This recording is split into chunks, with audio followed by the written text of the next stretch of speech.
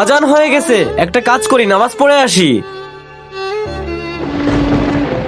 আরে আমার বন্ধু নামাজ পড়তে যাচ্ছে না, একটা কাজ করি, ওকে বোঝাই আজকে। সাকিব বন্ধু, আমি একটা প্রশ্নের উত্তর খুঁজে পাচ্ছি না, তুই কি একটু উত্তর দিয়ে দিবি? হ্যাঁ বন্ধু বল, তোর কি প্রশ্ন? বন্ধু, এই দুনিয়াতে কোন লোক আছে যে নামাজ পড়ে না? আরে ভাই একেবারেই সোজা, যে মারা গেছে সে নামাজ পড়ে না, আর যে লোক মুসলিম না সে নামাজ পড়ে না। আচ্ছা, আর বন্ধুরা তোমরা কি ইসলামিক ও শিক্ষামূলক ভিডিও দেখতে পছন্দ করো? যদি পছন্দ করো তাহলে এই ভিডিওটা একটি লাইক এবং আমাদের চ্যানেলটি এখনই সাবস্ক্রাইব করো। আর যার ভিতর আল্লাহর ভয় নেই সে নামাজ পড়ে না। আচ্ছা, ও তাহলে তুই মারা গেছিস, তোর ভিতর আল্লাহর ভয় নাই, নাকি তুই মুসলমান না?